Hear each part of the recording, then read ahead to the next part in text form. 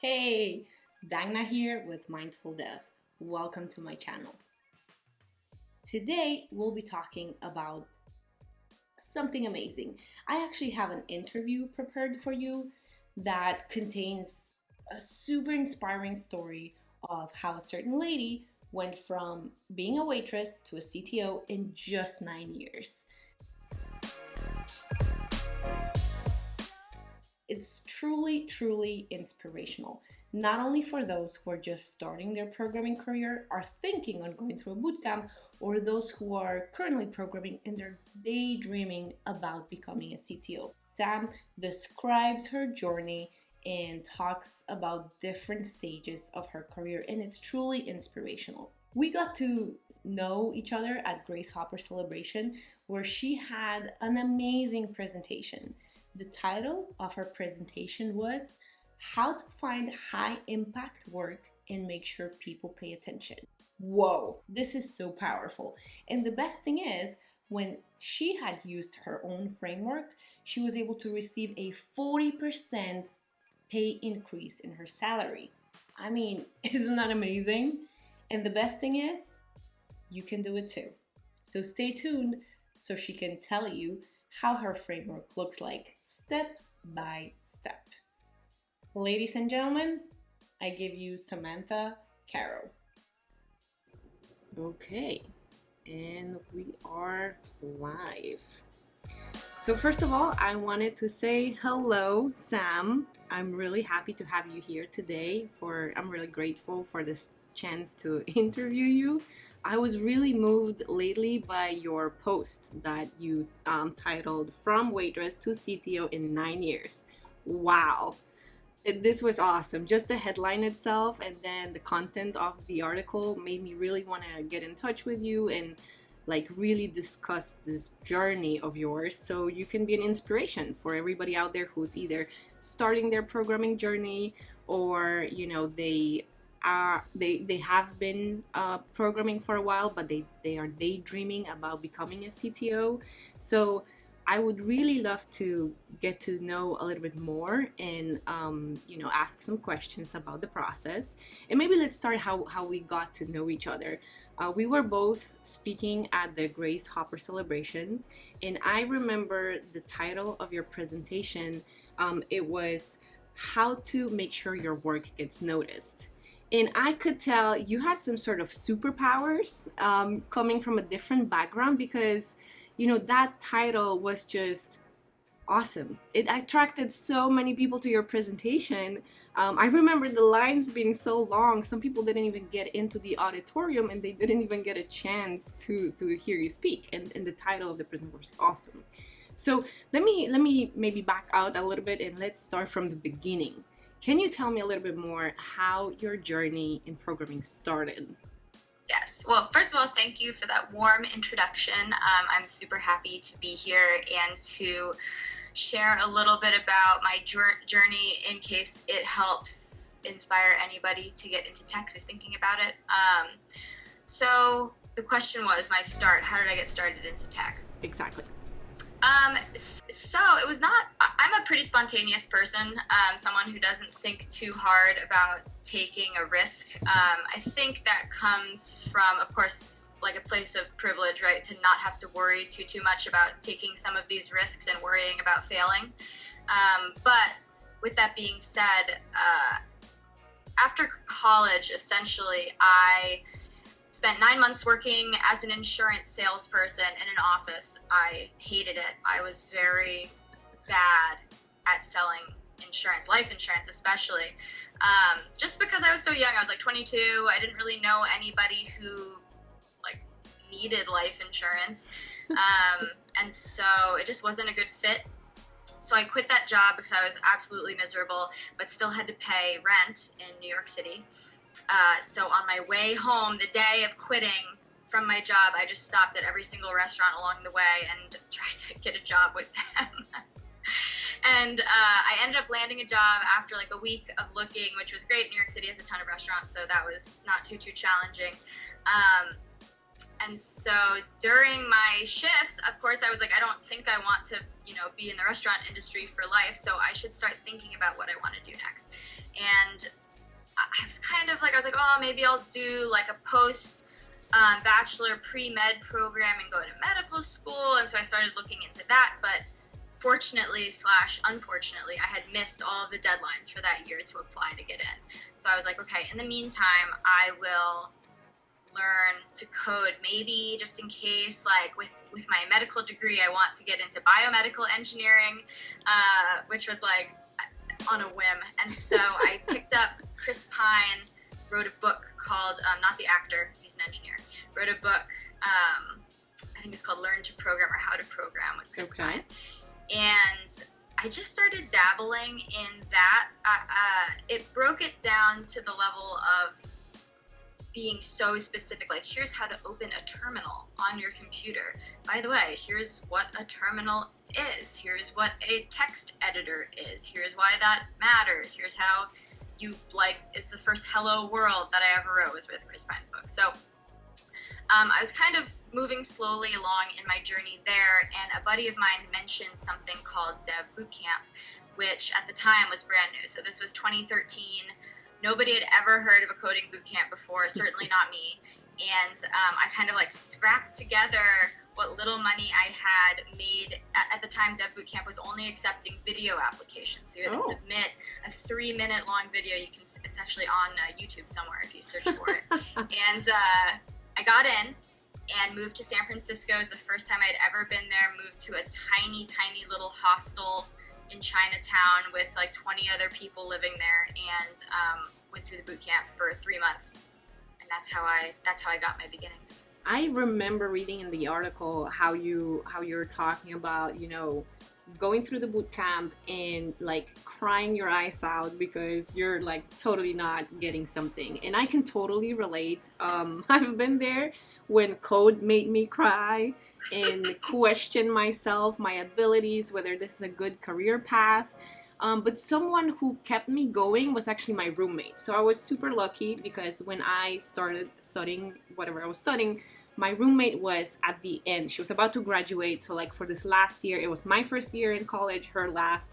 And she was the one who kept me going, who would like wipe away my tears and just really help me understand the concepts that were so hard to grasp at the beginning.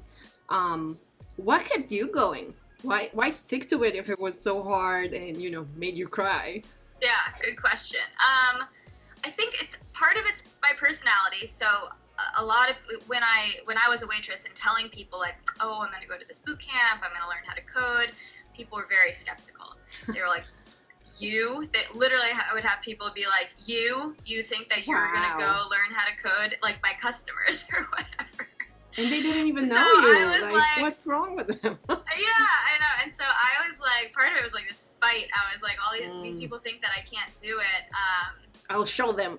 Yeah, exactly. So that was keeping me there. And then, despite it being quite difficult, like the camaraderie at the boot camp, everybody's kind of learning this all together. You're all failing together. So the failure isn't as lonely. Okay. As it is alone. So I think when you're learning to code alone, it can feel very lonely when you fail. And then you look up online and you're like, well, how all these other people were able to solve this LeetCode code problem. Look, this has a 95% solve rate. I think that can feel very lonely. And I don't think that that's indicative actually of like the struggles it takes to solve some of those algorithms or to understand how to code. So yeah, to sum it up, spite and camaraderie were really my main motivators in keeping me going. And I mean, I had nowhere else to go. What was I going to do? Quit and then go back? It just wasn't an option for me. So I could tell that you had so much grit when it comes to even looking for the first job. I mean, scouting the pages and like emailing the founders like, hey, there's a bug in your website and this is what it is and this is how you fix it, and that landed your job. What a creative way and what a creative approach to actually land that first job. In your article, you mentioned that, that doubt and hardship and mentorship and friendship that you found at this first place that you worked at really laid the foundation of who you are today. And I want to talk a little bit about that now, switch gears a little bit. if you could talk to like how important it is for people that you work with, to be kind of like mindful of who you surround yourself with and what kind of place you start working at, because those friendships, those co-workers, they can really build you up in your skill. They can really build up your confidence in your skill, and that is a solid foundation for a successful career. So if you want to build an amazing career, just like you said, you just need those people around you, even if at the beginning it feels like you're just failing together. Having that sense of belonging and, I guess, togetherness, in learning how to code and creating that new career. Can you tell me a little bit more about that influence that your early mentors had on your programming career? I will say that beggars can't be choosers. So I wasn't like facing multiple offers trying to figure out which was going to be the best for my career or anything like that. I couldn't afford it. So the first offer that I got, I took it. Okay. And then I just got lucky that the team was incredible. Yeah, in my article I mentioned I had to live in the office with my dog because I didn't have enough money to make rent or to like get an apartment. So I had accepted this job offer, and as I'm like driving down to LA, which is where the job was, I had been messaging the founder. I was like, hey, by the way, I don't have any place to live. And also, like, I just learned, I didn't say this, but like, I just learned how to code. I didn't know anything. And so like, imagine like not knowing how to code and then arriving and being like, can I live here with my dog? And they said yes, thankfully. And I think that shows just like the character of who this team was and who this founder was, who like changed my life. His name's Christopher Gooley. He changed my life. And so when I arrived at the startup, I was the second engineering hire that they had brought on. And basically just the trust in me, he'd be like, hey, I need you. I remember the first thing I worked on was a CoffeeScript Chrome extension, which I had no idea what CoffeeScript was, no idea what a Chrome extension was, no idea how to deploy code, no idea how to really use GitHub in any meaningful way or anything like that. I remember on my first day, he was like, okay, create a new folder through the command line. And I was like, how do you do that? And so just like his understanding that the most important thing really is grit, really, and the ability to get unstuck. And what is less important in most cases is a full understanding of a coding language or fully understanding how to use GitHub or Git. What's more important is resilience and the ability to unstick yourself when you can't figure out what to do next. And so his belief system in that really helped me feel comfortable learning on the job, learning how to write CoffeeScript, how to really write JavaScript. I mean, the only language I really knew at all was Ruby at that time. And he would sit with me and spend like valuable hours of his time helping me get better. Oh, wow. And right, that's also good for the amazing. business, right? Right, it's good for the business too, because now here I am, an employee, a cheaper employee because I'm junior. And if he can train me up in a specific way, then I will be very effective. And so it's a good business decision in addition to just being like a good human and helping me, learn for these next 2.5 years that I stayed at that startup, really figure out how to be an engineer. That's where I really learned the ropes. Yeah, just like you mentioned a moment ago, it's really about problem solving. It's not about being super technical and knowing everything about the language. It's just being able to come up with solutions to problems. And one thing as engineers, what we do, software engineers, is solve problems, and we solve them in code. And sometimes these problems repeat themselves. Sometimes they're completely novel, so we have never done it before, but we just have that ability to like figure things out. But one thing is, solving a problem, and another thing is being able to be noticed.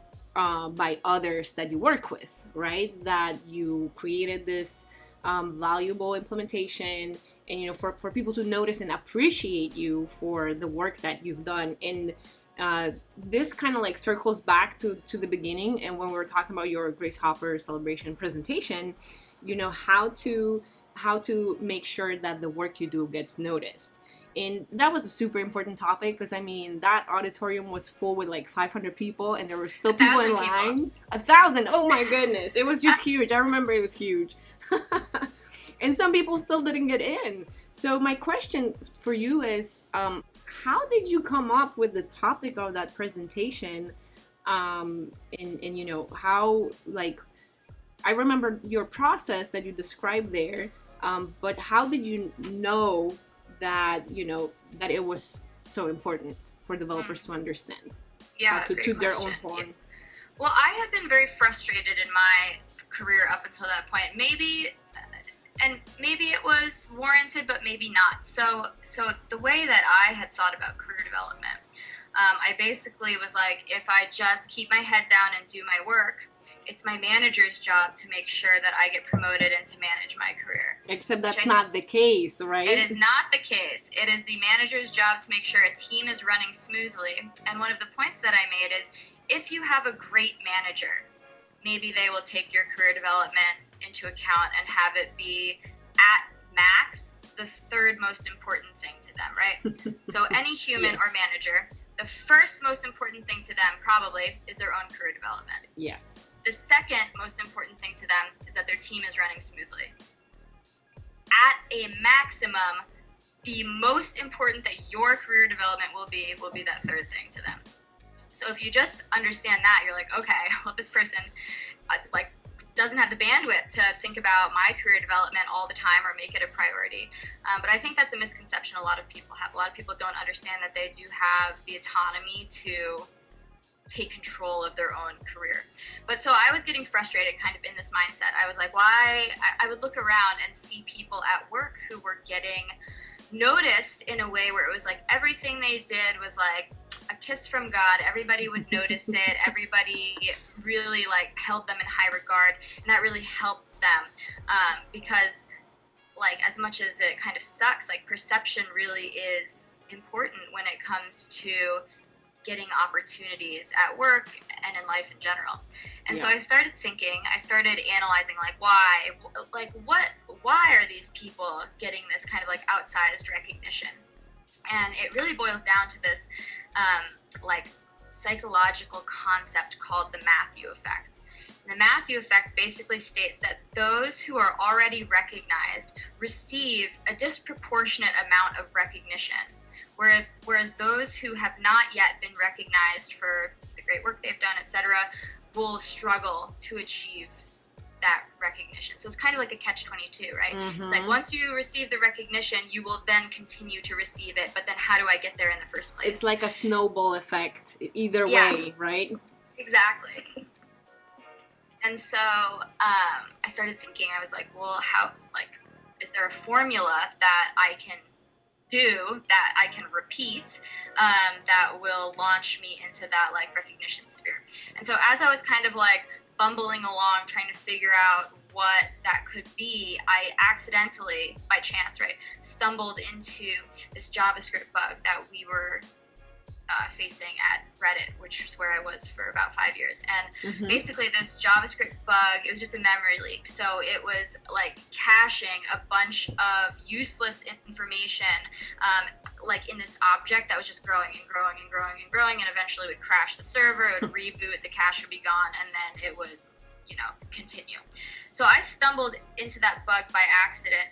I fixed it with the help of another engineer at the company. We ended up reducing the size of our server pool by half. Wow. For all of Reddit. Just with this like one-line change. It was literally a dumb change. And then suddenly people started paying attention to what I was doing. And so I was like, okay, now that I've accidentally stumbled into this, how can I create a framework for reproducing this for other people and like for myself if I need to do it again? And so the framework basically breaks down into, the first is identify a pain point that's affecting the org at whole. So not just your team, not like a feature that you're trying to get done. Something that you might think, not my problem. Go find something like that. The second thing is to find the minimum valuable fix. So what is the smallest amount of work that I can do that will fix like some part of this problem? And so another project I did in this vein, I cleaned up our error logs at Reddit. We were spamming our error logs with a bunch of nonsense, which is where I tested this framework to see if it would work. And so I made I think it was a 6-character change that reduced our error log volume by 78%. Wow. And so I was like, let's just see. And again, suddenly people were paying attention. The third step in the framework is talk about it. So this is actually the step where I find most people get stuck. They're like, I don't know what to say. I don't know how to talk about my accomplishments for fear that I sound arrogant. To that, I always say, if you are worried about sounding arrogant, you probably have never sounded arrogant in your life because you're so worried about it. So don't worry about that. Just go talk about it. Give presentations at your company all hands. Talk about it in your Slack channels. Definitely talk about it to your boss, your director, whoever. I have a lot of gall, so I messaged our CTO and I was like, hey, look what I did. I was like, I would love to have a little squad put together to help take this the rest of the way. Said, okay, let me think about it. 2 days later, our site crashes because someone had not noticed their error popping up in the error logs, which were still a mess. So he messaged me back, our CTO, and was like, I'll give you your squad. So he gave me a couple engineers. And in a week, we fixed the problem, and the errors were like, we reduced the error logging by like 99% or something. Wow, like awesome. That. Awesome. Yeah. And so the final step, the framework that I put together is basically like, don't be the bottleneck. So figure out if you do get resources to help work on this, whatever it is that you pick, make sure that you're not the bottleneck in the problem. So for me, it was like I made a bunch of tickets. I outlined all of the error messages where I was like, these need to be cleaned up, and then just allowed other engineers to take them so that they could multiply the work. And that's that. That's the framework. I can link my presentation to you after, and maybe we can put it at the bottom of this video. Absolutely. But anybody can do it. You don't need to be a wizard to do this. And I swear to God, I think I said this in the Grace Hopper presentation, but my salary shot up by 40% in a year. Wow, I ended up becoming a team manager, an engineering lead. It was crazy, the amount of recognition that started coming my way. But the point is, anybody can do it. It's not because I did something that was that great or that smart or like impossible. It's not like I'm sending people to Mars. It's simply following a framework and understanding how humans react when you present them with a story about yourself. A big part of it is, communicating about what it is that you do. A lot of people think, a lot of engineers that I work in my coaching practice, they come to me and they tell me like, well, I did this, implemented this feature. Well, this was part of my job description. So shouldn't everyone know what it is that I'm working on? And no, people don't know, because just like you mentioned earlier, they have their own set of priorities, and this is what they're going to focus on rather than trying to like understand what it is that you are working on. So you have to be able to communicate about your accomplishment.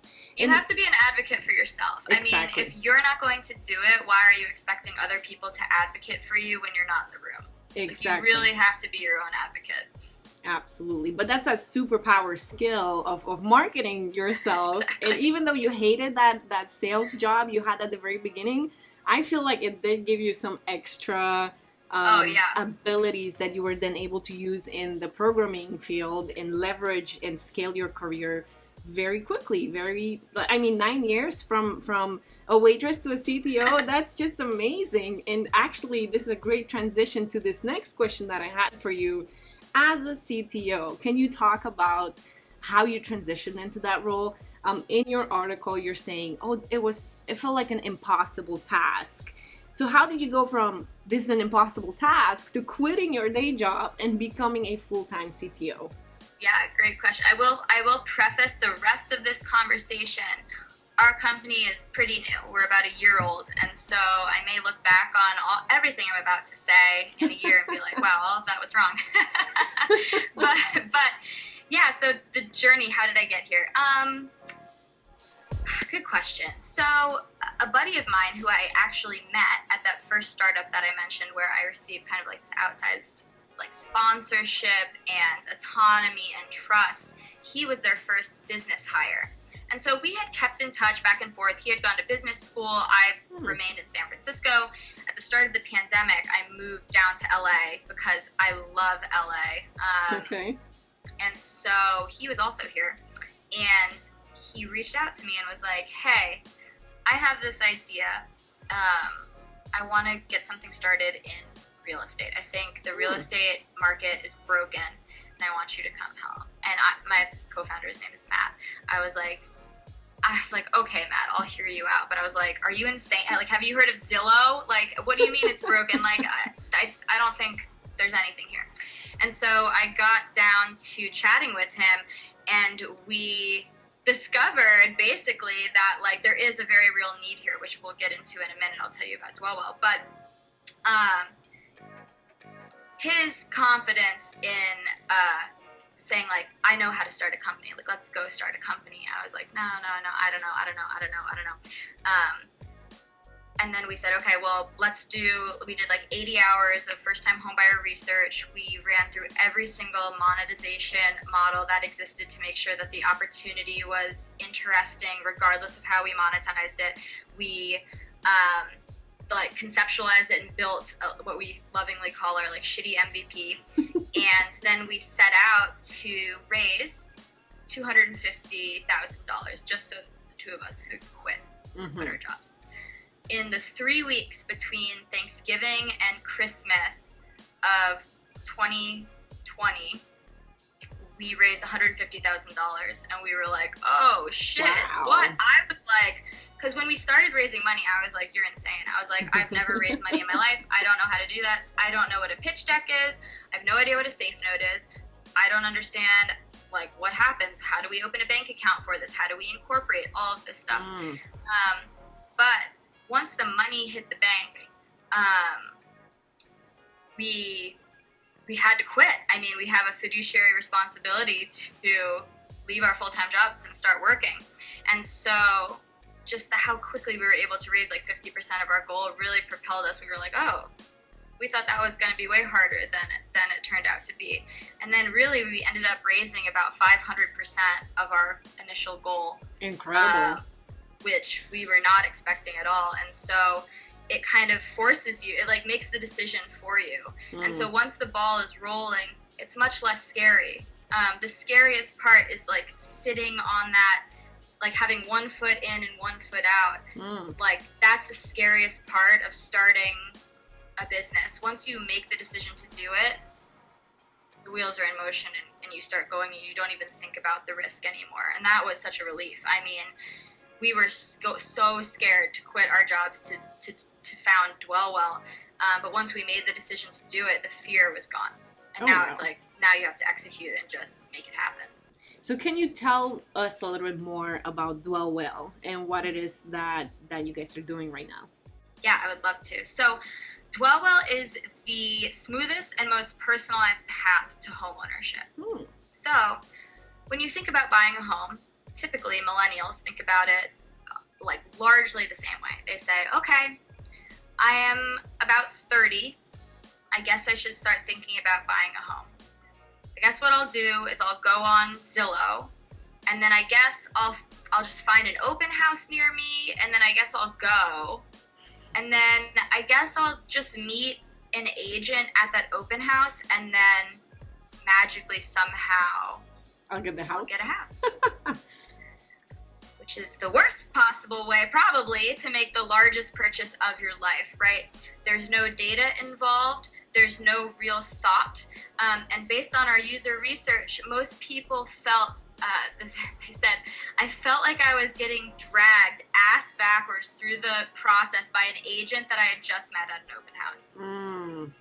And so we said, there must be a better way to do this. Why isn't there a personalized guided experience that takes you through the process from start to finish, showing you here's how to get pre-approved. What does that mean? How is that different from getting pre-qualified? Do I have to do that right now? Is that going to affect my credit? Well, what are other people who are similar to me doing? And how do I know that I'm getting pre-approved with the right person? And as a lender, the same thing as a bank. And if I get a pre-approval with one person, does that mean I have to get a mortgage with them?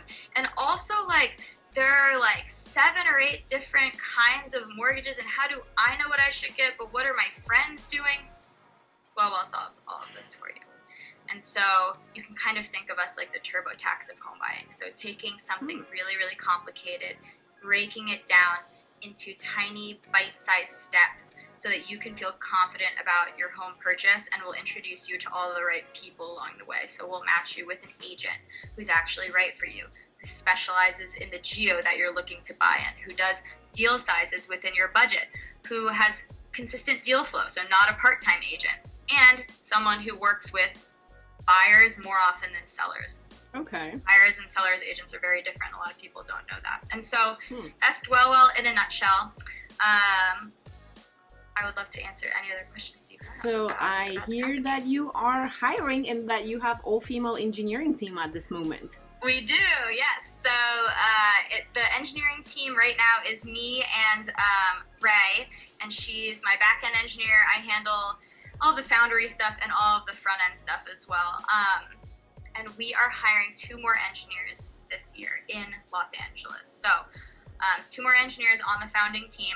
For the founding team, we are looking for people who are local to LA, and just because, you know, we think that, like I said, the camaraderie and the mentorship and the sponsorship was so important to me when I was just getting into tech, that I want to build a team that we're all working in the same room really closely together and iterating quickly on our ideas. So we're bringing on 2 more engineers.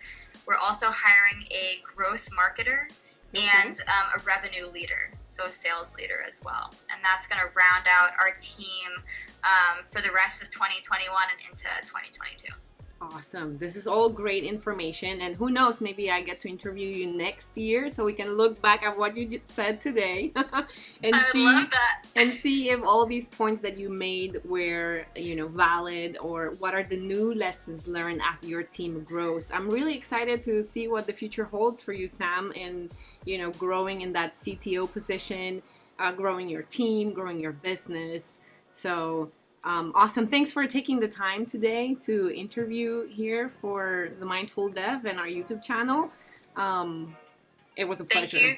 Thank you so much for having me. It was such a joy to speak with you, and I hope that my journey can help inspire anybody who's looking to get into tech. Literally, I think in my article I said, if I can do it, literally anybody can do it. And so take that to heart, and I hope that this inspires at least 1 or 2 women to get into tech. Wonderful. Thanks for your time, Sam. Thanks so much. Hey, thanks for staying that long. I mean, wasn't this video just incredible? I feel like I have to rewatch it again and again because it was packed with so many valuable lessons. If you like what you saw and you like what you hear, hit like and subscribe so you can get more information like this, more videos like this, and notification every single time I release new content. And in the meantime, cheers to your success. May your career be as amazing as Sam's.